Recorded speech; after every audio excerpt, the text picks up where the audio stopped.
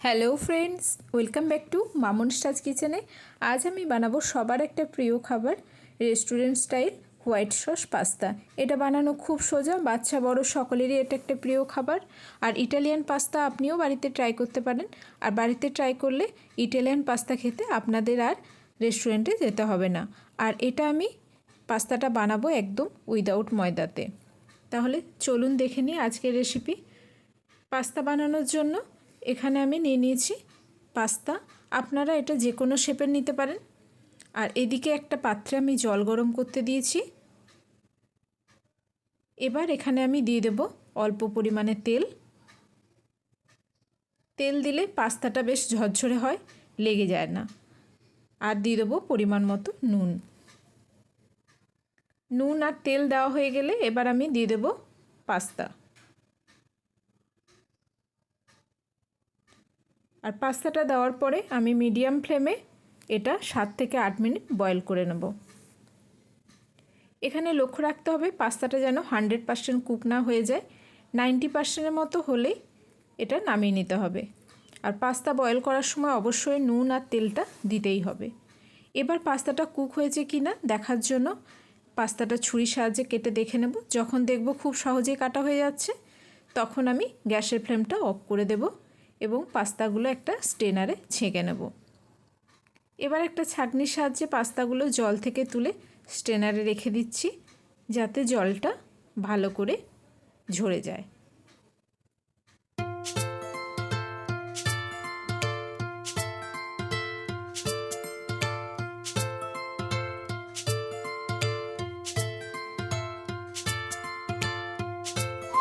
এবার আমি ওপর থেকে কিছুটা ঠান্ডা জল পাস্তার উপর ঢেলে দেব।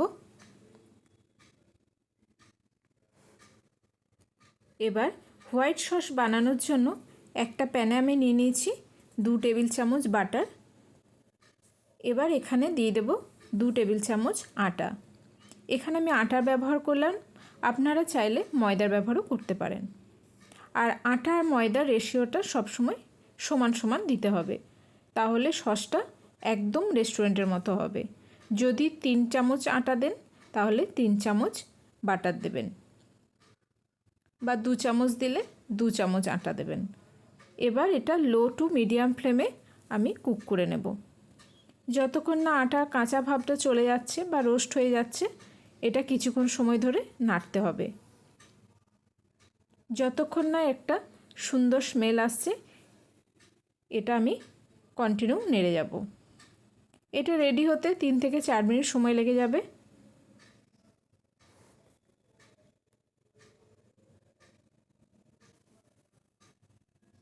এবার দেখুন নাড়তে নাড়তে বোঝা যাচ্ছে এটা এবার হয়ে গেছে। এবার এখানে আমি প্রথমেই দুধ অ্যাড করে দেব। দুধটা আমি একবারেই দেব না, স্টেপ বাই স্টেপ দুধটা দেব। আর দুধ দেওয়ার সাথে সাথেই সসটা খুব ভালো করে নেড়ে নিতে হবে, যাতে কোনো লাম্পস না থাকে।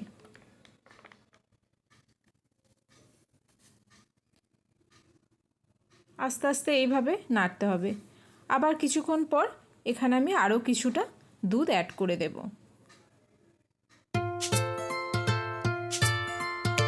আর গ্যাসের ফ্লেমটা লোতে রাখতে হবে।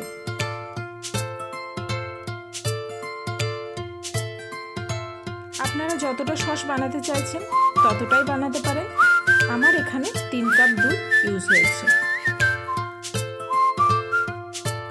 হয়ে গেছে। এবার অন্যদিকে আমি একটা প্যান নিয়ে নেব, পরিমাণ মতো তেল নিয়েছি। এখানে আমি কিছু সবজি সটে করে নেব। তার জন্য প্রথমেই নিয়েছি রসুনের কুচি।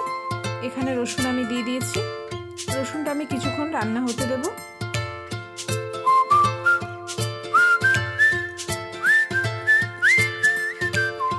রসুনের কাঁচা ভাব চলে গেলে এখানে আমি অ্যাড করে দেব কুচনো গাজর।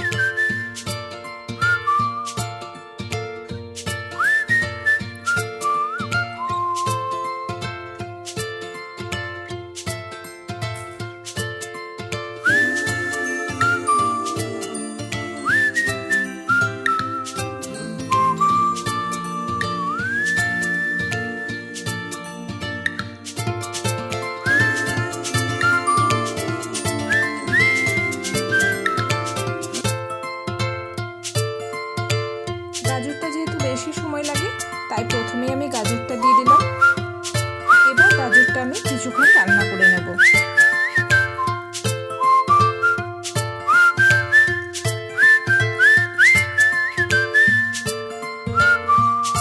গাজরটা আমি এপিট ওপিট করে ভালো করে একটু সতে করে নেব।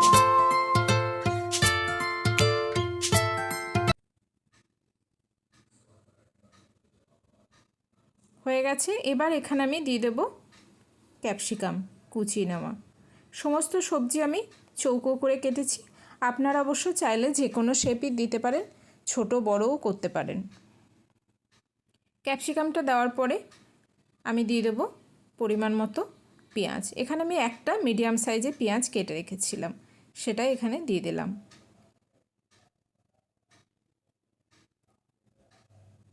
এবার এটা কিছুক্ষণ নাড়াচাড়া করে একটু ভেজে নেব।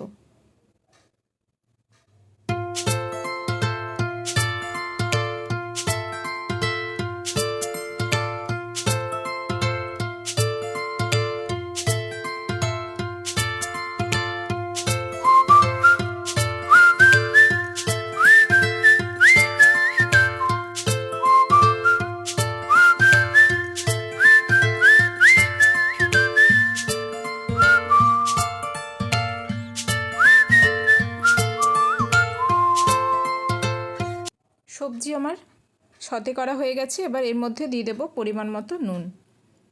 এদিকে দেখুন সস আমার রেডি হয়ে গেছে, একদম লাম্পস নেই। আর এখানে চেষ্টা করবেন গরম দুধ ব্যবহার করতে, কারণ ঠান্ডা দুধ দিলে খুব তাড়াতাড়ি লাম্পস হয়ে যায়। যতক্ষণ না ঠিক হচ্ছে ততক্ষণ এটা রান্না করতে হবে। দেখুন আমার থিকনেসটা এরকম এসছে। এবার সসটা রেডি হয়েছে কিনা সেটা জানার জন্য আমি এখানে একটা হাতা নিয়ে নেব। এবার একবার চেক করে নেব। এইভাবে হাতার পিছন দিয়ে দেখুন সসটা এইভাবে পড়ে গেলে বুঝতে পারবেন এটা হয়ে গেছে। এটা একদম ঠিক আছে। এবার এখানে আমি অ্যাড করে দেব স্বাদ অনুযায়ী গোলমরিচ, দেব নুন, দেব কিছুটা অরিগ্যানো, আর দিয়ে দেব চিলি ফ্লেক্স। এবার সসটা দেখবেন আস্তে আস্তে অনেকটা ঠিক হয়ে যাচ্ছে। এবার সমস্তটা আমি ভালো করে মিশিয়ে নেব।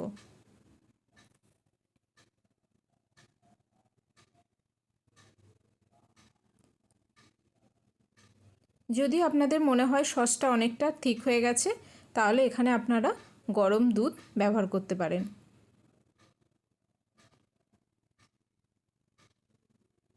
সস আমার রেডি হয়ে গেছে। এবার এখানে দিয়ে দেব সতে করা সমস্ত সবজিগুলো দিয়ে দেওয়ার পর আমি এখানে সসের সাথে সবজিগুলো আমি মিশিয়ে নেব।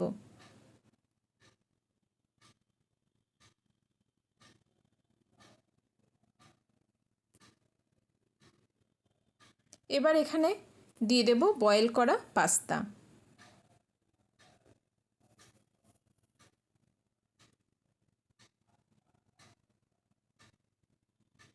পাস্তাগুলো দেওয়ার সময় আমি ফ্লেমটা মিডিয়ামে রেখেছিলাম।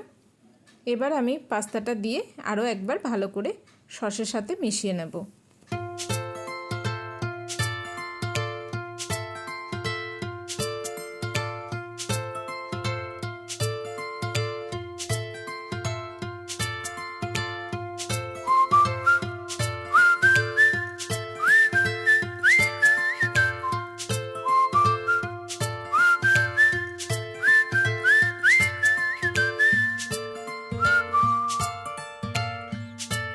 রেডি হয়ে গেছে একদম ক্রিমি পাস্তা। এবার এখানে আমি দিয়ে দেব অল্প পরিমাণ চিলি ফ্লেক্স আর অরিগানো, আর সবার শেষে দিয়ে দেব একটা স্লাইস চিজ। আমি এখানে চিজ স্লাইস দিচ্ছি, আপনারা চাইলে কুচিও দিতে পারেন। এবার এটা মেল্ট করার জন্য কিছুক্ষণ ঢাকা দিয়ে রেখে দেবো। ঢাকা দিয়ে রাখলেই চিজটা মেল্ট হয়ে যাবে। হয়ে গেছে খুব টেস্টি ক্রিমি পাস্তা।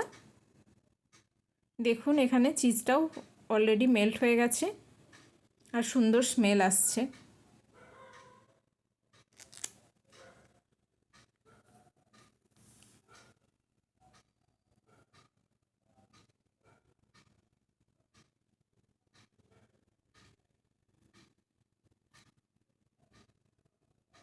এবার এটা আমি গরমাগরম সার্ভ করে দেব।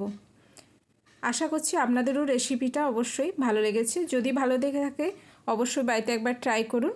আর প্লিজ ভিডিওটা ভালো লাগলে লাইক করুন। আর যারা আমার ভিডিও প্রথম দেখছেন, আমার নতুন বন্ধু, তাদের একটাই অনুরোধ, আমার চ্যানেলটা সাবস্ক্রাইব করে পাশে থাকবেন। নমস্কার, ভালো থাকবেন।